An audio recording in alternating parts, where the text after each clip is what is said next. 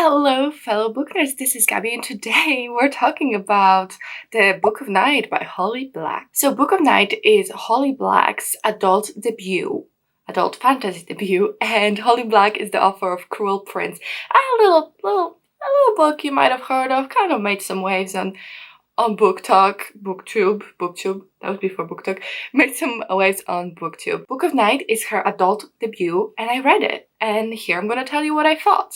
Let's start with a synopsis though. So, Book of Night, we follow Charlie, who is kind of a con artist. She grew up with her mother and her sister, and her mother always had a string of bad boyfriends, and they've lived in relative poverty. And when she was young, Charlie got involved with a con artist and kind of developed the skills herself.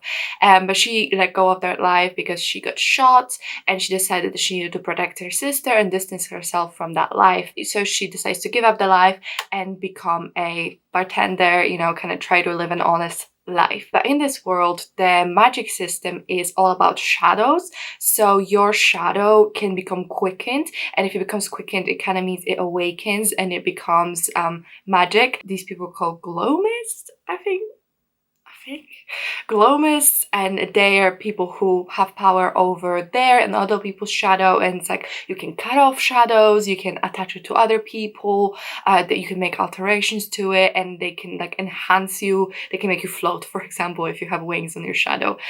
So that's kind of the magic system. And then Charlie gets kind of pulled back into the world of con artistry / thievery. So as per usual, there will be no spoilers, but you can go along here and flip around to different sections if you don't want to. But let's kick it off.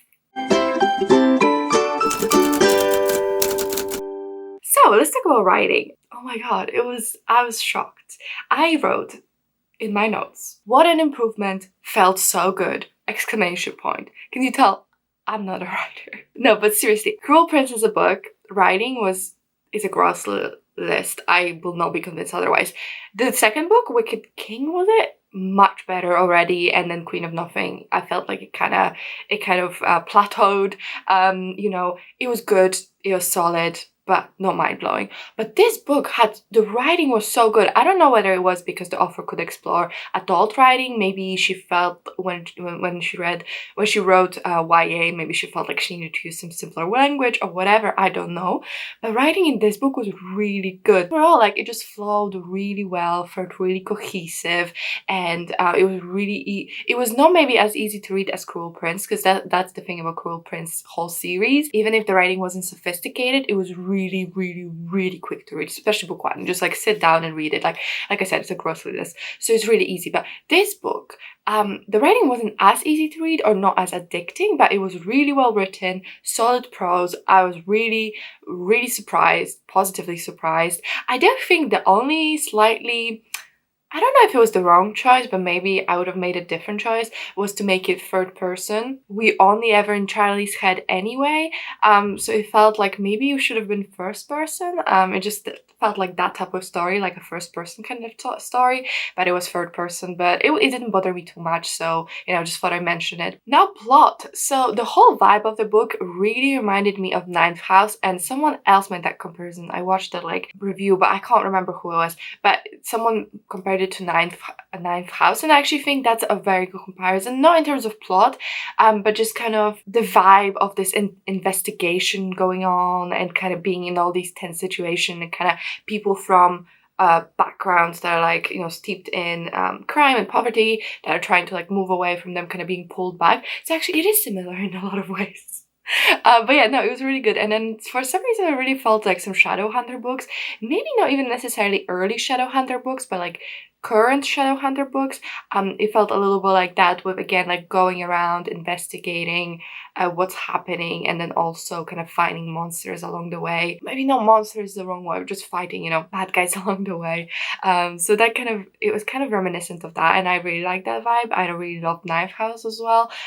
So this was really up my alley, and I really enjoyed it. Something that was done very well was the pacing. I think it was just so tight, so bam bam bam, very high action, high tension, but you also had some quiet moments to kind of reflect.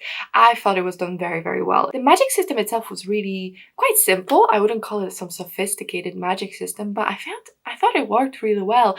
It worked for the world, it worked for the story, and because it was so simple, we could focus on other things. You know, it wasn't like bogged down by details of this magic world, and not too much was trying to be crammed. Again, very simple premise, very simple magic system, and it kind of worked within those limits in the story, and I thought that worked, again, very well. There was some plot twist that was a little predictable. I called it really early on, but I was still surprised by the end. So the ending, I was like, oh, interesting. This is taking us into some interesting territory. So I can forgive the one a predictable plot twist, and I guess the plot twist did feel a little YA, but at the same time, you know, I liked it, so it's fine. Okay, let's talk about characters. So Charlie, I was shocked how much I liked Charlie. She just felt like such a three-dimensional, real human being with actual problems and trying to do better and feeling like she's stuck in this cycle of making bad decisions. And I just really liked her and I really identified with her. No, maybe not all of her choices or all of her thoughts and feelings, but just the way, yeah, just the way she felt so real. And I like how she was a badass, like certified badass, because she was so good at being a thief and a con artist, but at the same time that's where her strength lie. And then when she's faced with murder and gore and she's out of her depth, and it felt so real to, you know, she has some real strengths and some assets and some things she's good at, but there's other things that are terrifying to her because she's never encountered them. And you know, she's not a murderer, she's just like a con artist, but like nobody ever really got hurt in physical ways, at least. I'm sure emotionally and financially they did, but not in physical ways. So I liked how she was still so shocked and so out of her depth, and it felt very authentic. Then we have Vincent, who is her boyfriend. So they got together before the beginning of the book, and now they're living together. He was so cute, and I really liked him. I think something that stays consistent with Holly Black is her ability to make you love the couple, even with so few pages, because he's only in the book for a small amount of time. For a lot of it he's away, and even in the beginning when he's there, he's not like constantly there. This is Charlie's story, but I don't know, I just cared so much, and I almost cried at one point early on. I just cared. I don't know, I just really cared about the two of them, because you have Charlie, who's just this person who's been hurt so many times, and her mother had, you know, always bad relationships, so she's always been modeled this bad relationship. And here you are with this sweetheart who's really caring. To me, it was clear he really loved her, and it was beautiful to kind of see her slowly warm to him and all that, and kind of let him in. And it was beautiful. I don't know, Holly Black, again, with her relationships, she really just like sprinkled in, because Cruel Prince, what's funny to me is that that book is known for the romance. Like, that's why people read it. It's not for the plot, it's for the romance. And the romance is like 20% of the series. Like, it's such a small part, but it does hit. Like, even I was like, Carden, Jude's shipper, you know, it's really well done. And here, at least we don't start from a bully romance either, so there's that, so it's a bit easier to get on board. I was sold. I was just so sold. When I think about the supporting characters, I think her family's kind of a big point there. So she has a sister, like I said, and a mother, and her father is absent. So her mother, like I said, always been in bad relationships, and she doesn't live with them anymore. And you know, it was funny because I saw all these things that the mother did, and it felt really resentful for not protecting young Charlie, and her decisions were just very questionable. But at the end of the book, I kind of felt warmth and kind of felt understanding and loved her family a little bit. It was, for all of their flaws, they did love each other, and that was kind of beautiful. And yeah, overall, it was amazing. I just felt same as the character, where I was like questioning some choices the family makes and questioning some way they treat Charlie, but then at the same time, I could still kind of feel warmth and love towards them because they were so well written. Like, everyone was so well written. There were a couple characters that I was like, who are you? And there are a couple characters that were introduced and never brought back, but you know, that's something you can do with a series, so I'm sure that's gonna be fine. But yeah, it was really well done. For themes, I don't have too many to talk about. I mean, it was definitely big on the whole concept of, are you doomed to repeat your parents' mistakes? Is there like a curse that will always make you choose the wrong man and go into bad situations?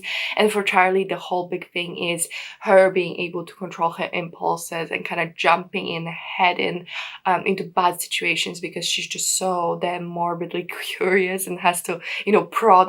It's like those people that need to prod at a scab till it bleeds, or you know, just prod at an ant house to get all the ants angry. I don't know, but that's Charlie. So I think just her learning to live with herself and kind of taking ownership of her decisions and also realizing maybe she can change, that was a very big theme. Other themes, you know, include kind of morality, what makes a person and that kind of thing, but I think the biggest one was Charlie kind of coming into her own. That was pretty quick. Time for overall thoughts. I loved it. I'm shocked. Because, okay, so the thing is, I read Cruel Prince series, inhaled it, didn't like the last book.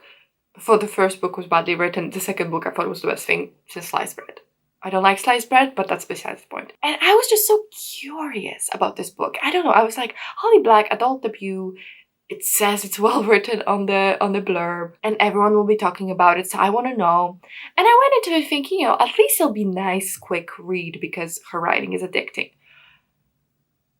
Tell me why this might be on my favorite books of 2022. It's such a good book. Again, it's fast, tight pacing, it's good action scenes, it's compelling as hell characters, interesting romance, and also a very, very interesting ending where I'm really ready for book 2. I don't know when it's coming. It better not be like Knife House and you're waiting for 3 years for book 2. But I absolutely love this book, and I'd say it's a good book. It's not just an addicting book, and it wasn't that addicting, although I actually stayed up till like 12 a.m. to finish reading it. I don't do that. I go to sleep at 10, okay? But I was like, let me finish it. And also, well, I had to film this review and it is 7:30 a.m. right now. I just needed to finish it. I just couldn't sleep. And then I felt so wired from having read it that I needed ASMR massage sounds to put me to bed because I was just so like, oh my God. So 5 stars. I would highly recommend this. I am really surprised how much I loved it, but I think that's like the beauty of sometimes me reading books maybe I wouldn't pick up by myself, but I want to, you know, review it for you guys. And I sometimes find just gems, just like shocked how much I love them, gems. And I want to buy the physical copy because I thought, oh, I wouldn't like it, I'm not gonna buy physical. No, I need a physical copy. I need it here. I need a sequel, and I need to stop judging authors so quickly and give them more chances, because Holly Black, totally redeemed in terms of whether I think she's a good writer.